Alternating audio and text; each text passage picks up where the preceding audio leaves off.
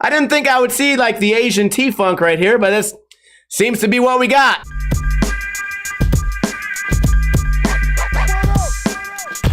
Look at the shape of this skateboard. What is going on, guys? Welcome to another episode of Ninja Review. This week is Primitive Am Week. It's kind of like Shark Week, but I would say there's less water. But if you guys watched the very first part in this video, it was mostly just some guys swimming. So this is exactly like Shark Week. Today we are reviewing Kyonosuke Yamashita. I hope I'm pronouncing that right.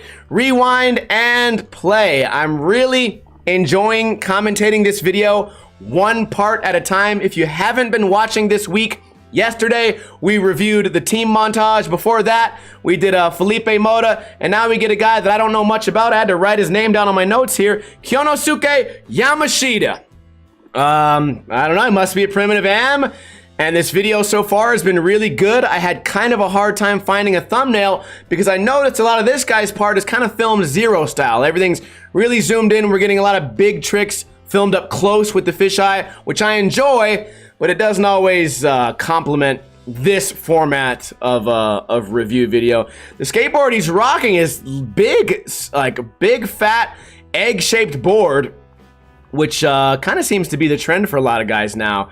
But I could never skate a board that heavy. My feet are too petite. I have little baby feet. So to see people that can do the big tricks as well as the tech tricks on a board that for me is not the most efficient for that, it's still very impressive.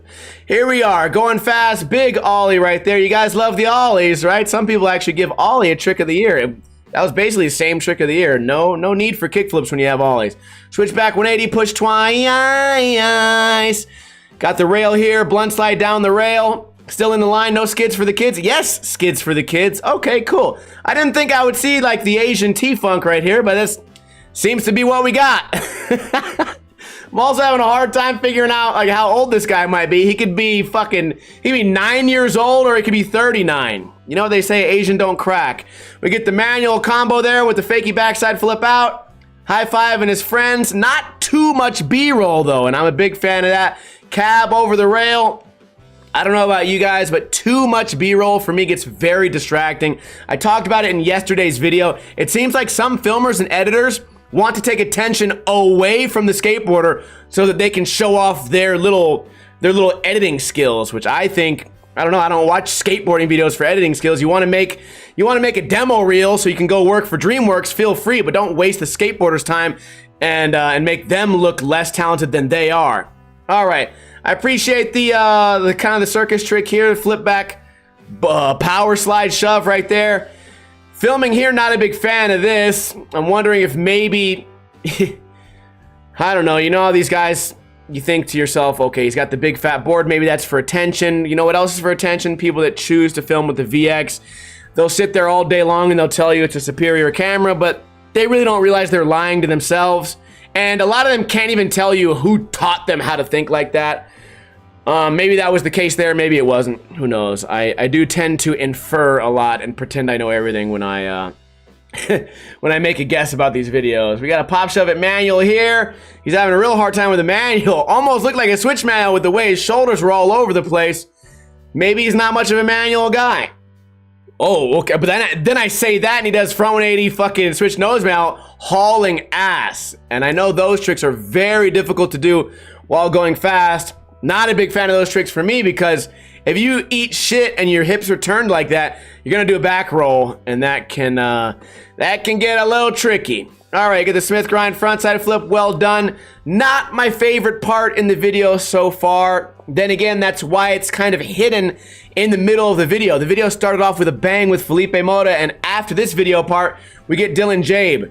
I don't know why sometimes I expect, when I see the first video part, I go, wow, the whole video is gonna be the greatest thing I've ever seen.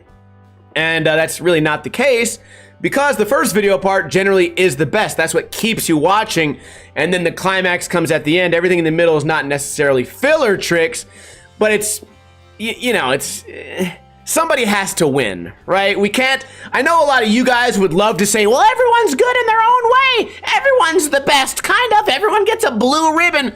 But in reality, you know, if, if you're really looking at the video for what it is, somebody has to lose. Somebody has to not be the best in the video. Giant fakie frontside flip there. High fiving his buddy. Now we get the big switch 3 over the gap into the bank. Switch ollie north there. Extra style. You know, the slow-mo here doesn't distract me. You know, we've seen videos where they will slow-mo so much and it'll be a rollaway like it was right there, but it'll take up half the video. So I appreciate, again, I've said this for the past 2 videos, everyone in the skate video is letting the skating do the talking rather than half the video part being them sitting on a couch, smoking weed, drinking a beer, and filming a bird walk by. You gotta appreciate the guys that are going out there doing the big tricks, because the big tricks are hard to do. All right, if you don't land them very, like, you know, you only get a couple tries, you're not going to be able to try this giant switchback heel over and over and over again, and you have to be pretty competent to land these difficult tricks. It's not just bombing a hill. This guy's really doing big stuff. A lot of these guys are really risking their health, and they can't risk their health going for a trick that might be lucky. You know what I mean? So, I don't know. I don't mean to suck too much of the old wiener here, but I do appreciate how hard every single skater in this video so far is pushing the sport to become gnarlier, to become cleaner, to become better, to become just all around more exciting.